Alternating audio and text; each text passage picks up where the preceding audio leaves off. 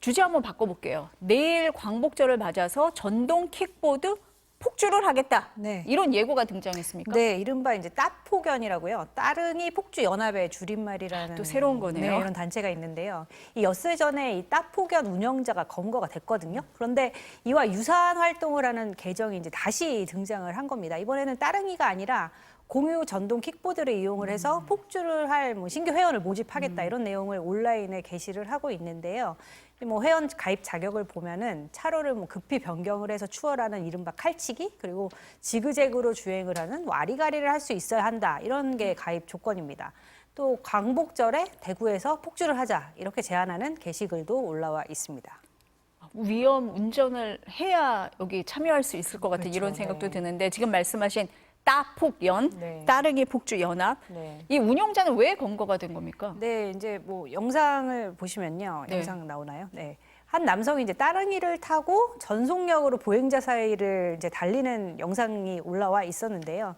이제 한 여성과 부딪힐 뻔한 상황도 이렇게 벌어집니다. 따릉이 폭주 연맹이라는 이름의 SNS에 올라온 영상들인데 이제 머리가 부딪혀서 쫓아오는 시민을 조롱을 하거나 이제 추격해오는 경찰을 비하하는 영상도 올린 것으로 알려졌습니다.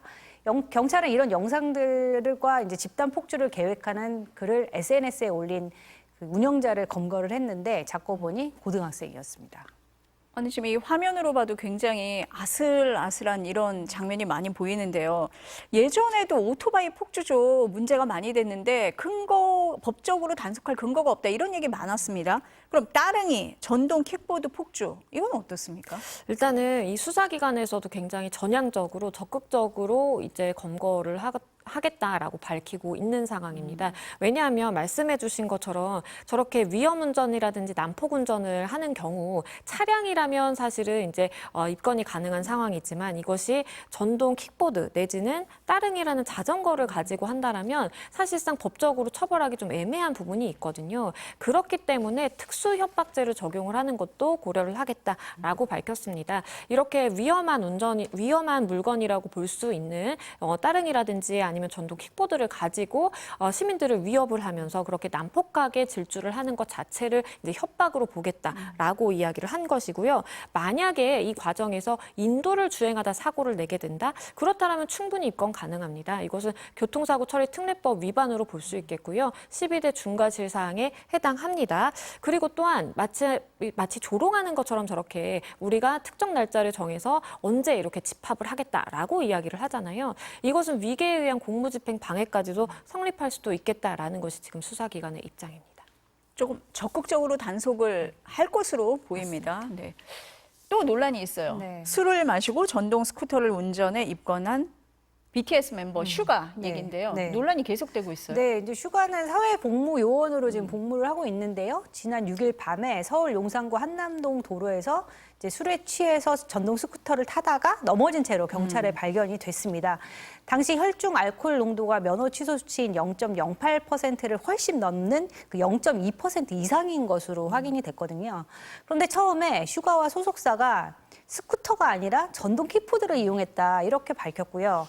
그래서 사안을 출소하려고 했던 거 아니냐 이런 비판이 거세게 제기가 됐습니다. 또 이제 주행 중이 아니라 집 앞에 이 전동 스쿠터를 세우려다가 넘어졌다. 그때 경찰에 발견이 됐다.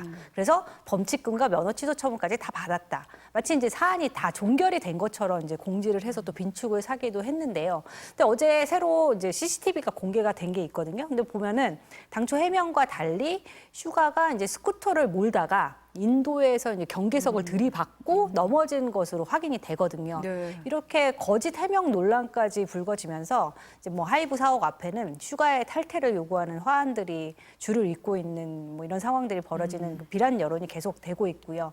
근데 또 다른 한편에서는 방탄소년단 팬들이 이제 슈가를 응원을 한다면서 차 안에서 술병을 들고 이른바 뭐 슈가 챌린지 이런 인증샷을 올리거나 또 다른 아이돌을 비난하는 악플 테러까지 벌어지고 있는 상황입니다. 논란이 끊이지 않고 계속되는 것 네. 같습니다.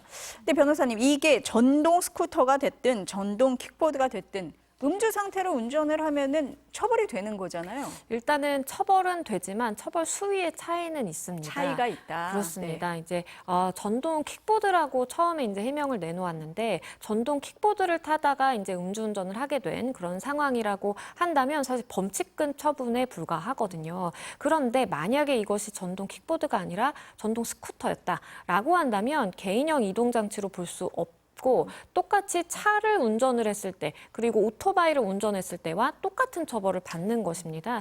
그렇기 때문에 실제 뭐 실형 선고라든지 아니면 뭐 벌금 선고라든지 충분히 가능한 것이고요. 면허가 취소가 된다라는 것에는 차이가 없지만 실제 처벌되는 그 수위에 있어서는 정말 천지 차이라고 볼 수가 있기 때문에 아마도 이제 전동 킥보드라는 언급을 하는 것은 조금 사례를 조금 가볍게 만들고자 하는 사실 의도도 섞여 있을 수 있다라고 봅니다. 사안을 좀 축소하려고 했던 면이 있다 이렇게 보시는 것 같습니다. 다음 이슈 한번 넘어가 볼게요. 저희 이슈 플러스에서도 다룬 적이 있는데요.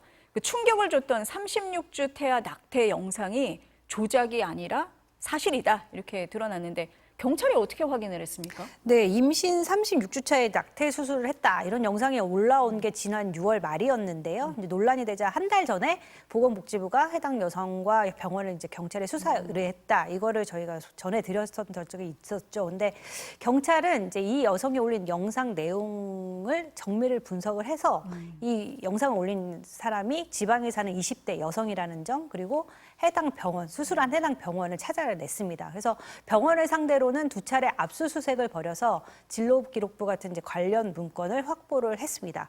이 영상을 보면은 수술 비용으로 900만 원이 들었다고 했는데요. 이제 경찰 수사 결과 이 여성은 지인의 소개를 받아서 수도권에 있는 이 병원에서 수술을 받았다고 합니다. 지금 이 경찰 수사 핵심이 뭐냐를 보면 낙태냐 살인이냐 이렇게 되는 것 같아요. 차이가 뭡니까? 일단은 낙태죄로 간다면 사실상 이 여성을 처벌할 수는 없습니다. 왜냐하면 낙태죄 처벌 조항이 헌법 불합치로 지금 기능을 하지 못하고 있기 때문이고요. 그렇기 때문에 이제 살인죄를 적용을 할 가능성이 높은데요. 그런데 이제 살인죄 적용을 그렇다라고 해서 낙태한 모든 여성에게 적용 가능한가? 그건 아니고요. 지금은 36주에 낙태를 한 상황이잖아요. 그렇다면 36주의 태아라면 모체와 분리돼서도 충분히 사람으로서 자가호흡을 할 수 있고 만약에 낙태의 방법에 조금 차이가 있을 수는 있겠지만 실제로 모체와 분리된 이후에 아마 사망에 이르게 됐다라고 한다면 충분히 살인죄 적용이 가능할 수 있겠고 비슷한 사례로 2019년에도 이 살인죄가 인정이 돼서 3년형이 선고가 된 적이 있었거든요. 아마도 그 사례를 참고해서 좀 검토를 하게 될 것으로 보입니다. 근데 이제 혐의 입증이 어려운 이유가 수술실에 CCTV가 없었다 이렇게 얘기를 하던데요. 네, 그 작년 6월에 이제 의료법 개정으로 전신마취 같은 환자가 의식이 없는 상태에서 이제 수술하는 병원은 반드시 수술실 CCTV를 설치를 하게 됐거든요. 네. 근데 위반 시 500만 원 이하의 벌금이 부과가 되는데 해당 병원에는 이제 설치가 되어 있지가 않았습니다.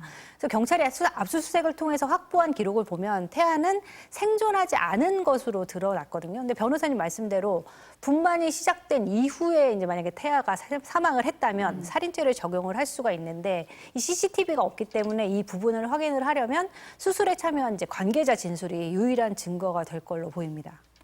아까 변호사님이 잠깐 언급은 하셨어요. 이제 결국은 낙태죄가 헌법 불합치 이후에 입법 공백인 상태잖아요. 이것 때문에 발생한 문제다 이런 비판도 있잖아요. 네, 그래서 여성 인권 단체들은 이제 모든 책임은 안전한 임신 중지를 위한 보건의료 체계 구축을 방기한 보건복지부에 있다 이렇게 비판을 하고 나섰는데요.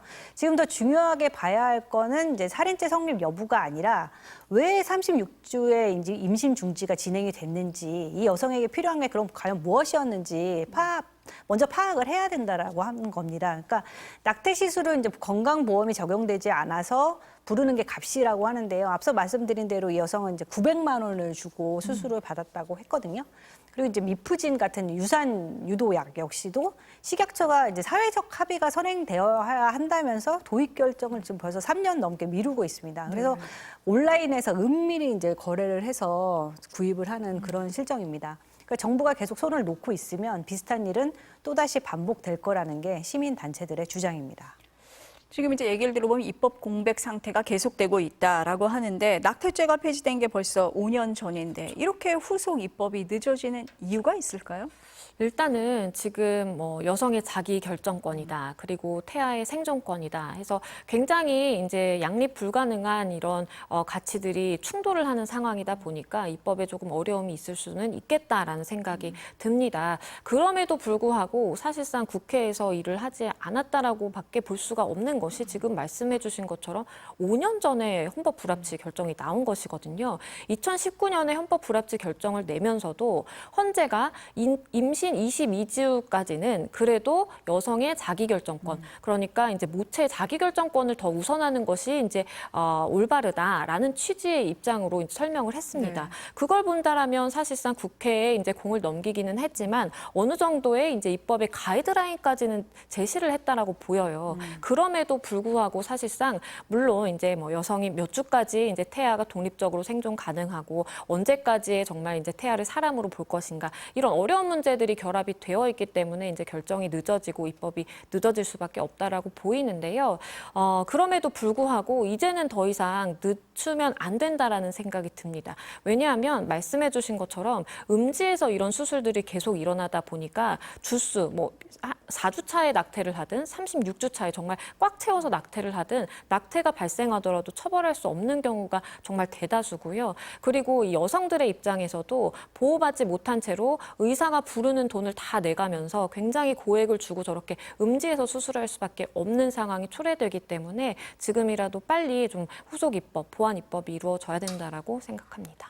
지금 변호사님 말씀하신 걸 들어보면 이제 자기 결정권을 어떻게 할 거냐. 그리고 그 낙태 뭐 주수 이거를 어떻게 할 거냐에 대해서 좀 논란이 있는 부분에 대해서 입법을 하지 않고 있는 이런 문제점들이 또 다른 문제를 양산하고 있다 이렇게 봐야겠네요. 그러면. 맞습니다. 그러니까 헌재에서도 그때 당시에 헌법 불합치 결정을 내릴 때 보통은 헌재가 불합치 결정을 내리면서 다음 해 말까지는 보완 입법을 하라라고 합니다. 그래서 2022년 말까지는 국회에서 어떻게 해서든지 사실은 보완 입법이 됐어야만 했고요. 그게 아니다 보니까 사실은 2020년 말부로 기존의 낙태죄 조항은 효력을 상실하게 되는 것입니다. 그러니까 낙태가 아무리 자행되고 이것이 단속이 이루어져서 발각이 된다라고 하더라도 처벌할 수 있는 조항이 없기 때문에 실제 수사기관도 적극적으로 수사에 임하지 못하고 있고요.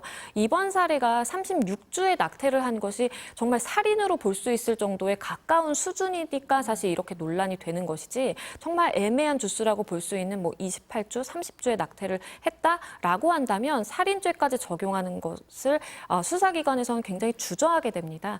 그렇기 때문에 사실은 빨리 입법이 이루어져야만 여성 입장에서도 언제까지는 내가 합법적으로 낙태를 가능한 나의 자기결정권을 행사할 수 있는지 그리고 또 반대로 어느 시기가 지나면 그래도 태아의 생존권을 보장해서 병원에서도 이러한 무리한 낙태 시술을 하지 않게 되는 그러한 모두가 사실은 어떤 가이드라인을 좀 필요로 하고 있다라고 보입니다. 입법 공백이 빨리 메워져야 할 것 같습니다. 오늘 말씀은 여기까지 듣겠습니다. 감사합니다. 감사합니다.